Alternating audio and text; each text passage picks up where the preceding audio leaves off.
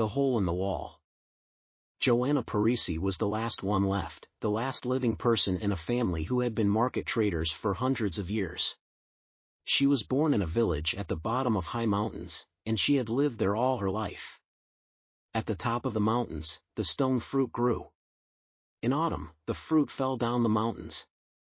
Most of the stone fruit got lost and no one could find them again.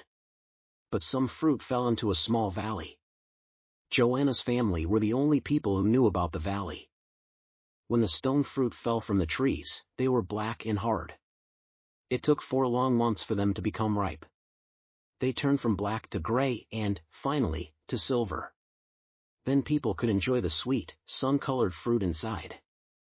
When it was ripe, the stone fruit was delicious. It was the most popular food in the region. On market day, people got up early and queued for hours to buy it.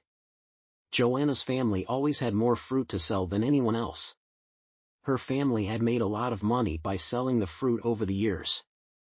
But they were not as rich as the market sellers who sold their products far away in the capital city. When Joanna was a child, she asked her mother, "Why don't we go to the capital city to sell the fruit? That's where the most important market in the country is." Her mother told her that someone had tried once, and they had failed. But she didn't say any more. As the years passed, Joanna dreamed of selling stone fruit at the market in the capital. The spring after her mother died, she decided to go. It would take 4 long months to walk to the capital city. It was exactly how long it took the fruit to become ripe. It would be difficult, but it was possible. When the people in the city tried stone fruit for the first time, they would love it. And, best of all, they would pay a lot. She would earn more money than ever before. Joanna walked all the way to the capital city. She pushed a wooden cart full of stone fruit. She carried with her a beautiful wooden market stall. The stall had belonged to her mother, and before that to Joanna's grandmother. On this stall, she would sell her fruit.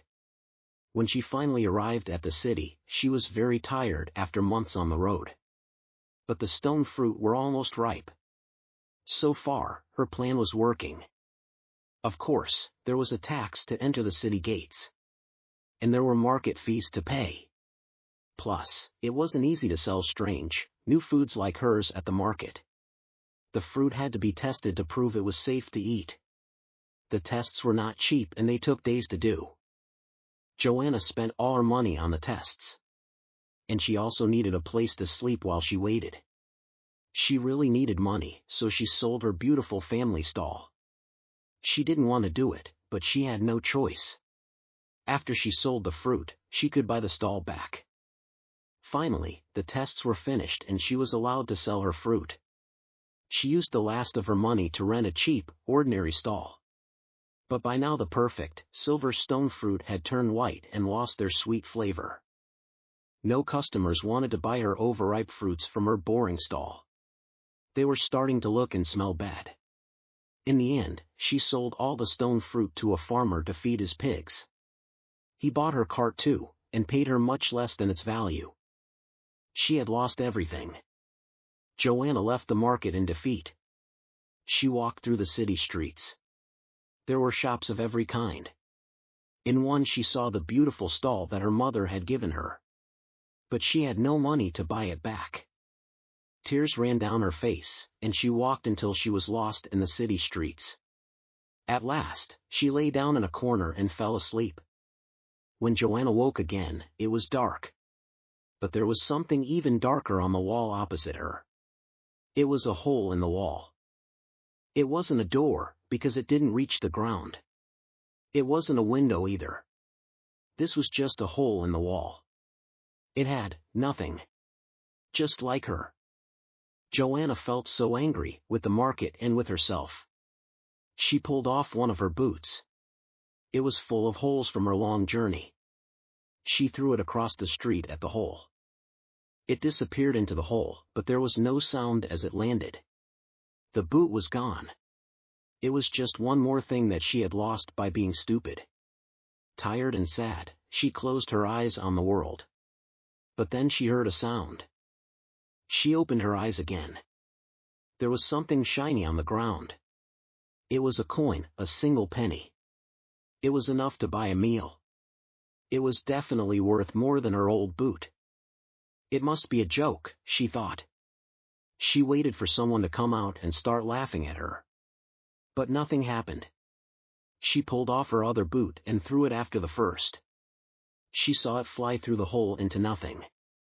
But this time she saw another coin fly back out, then a second and a third. Joanna picked up the nearest coin.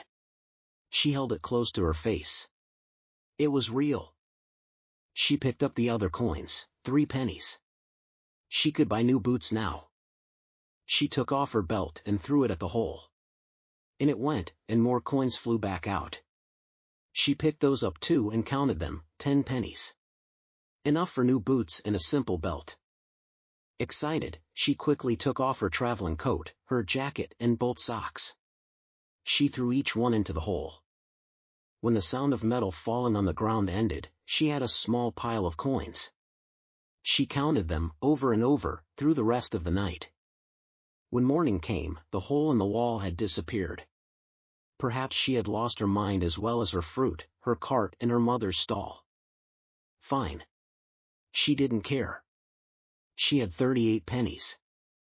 And if you're a good trader, all you need is somewhere to start. Joanna was now a very unusual trader. She had no shoes, socks or coat. She went from shop to shop. With her pile of pennies, she bought a large bag, a long shirt, a pair of broken wooden shoes. All the old, broken or useless things the other traders would sell her. When she had spent all her money, Joanna returned to the street where she had spent the night. All day she sat there, looking at the empty wall opposite. People walked past her. Some felt sorry for her. Others wondered what she was doing. But most people didn't pay her any attention. In the middle of the night, the hole in the wall appeared again. Joanna was happy that she hadn't imagined it. She opened the empty bag in front of the hole. Then, one by one, she threw things into the hole. Even the wooden shoes went in. The only thing she didn't throw in was the bag. When the sun rose in the morning, the bag was full and heavy with coins. Joanna bought new clothes with the money, a good hat, shirt and trousers, boots to take her home, a thick coat for winter in the mountains, and a new, bigger bag. She had enough money left to do some shopping at the market too. She bought silk carpets, fine wool, bags of spices and more. After a busy day, she returned to one special shop. There she bought back her mother's stall.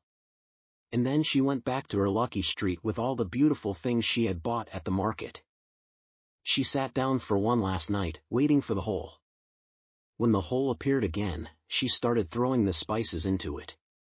Then she threw the wool and silk and the other things. Silver and gold coins flew out of the hole into the bag. Soon her bag was filled with more money than she had ever known. For a moment, she thought about throwing her family stall into the hole as well. But then she had a better idea. The hole had always given her more than the value of the things she threw into it. So what about the gold and silver coins? What would the hole give her if she threw all the money in? What could be worth more than all the money she had? Maybe she would never have to sell stone fruit again. Joanna lifted the heavy bag of coins. She began to move the bag backwards and forwards, faster and faster, and then she threw it. 5 coins came out of the bag and fell by Joanna's feet. The others flew into the hole. Joanna waited and watched the hole. But this time, nothing came back. There was a tax to leave the city. Joanna's last 5 coins were just enough to pay it. She walked out in her good boots and new clothes. On her back, she carried her mother's stall. She walked all day and she slept well at night. She was happy to be going home.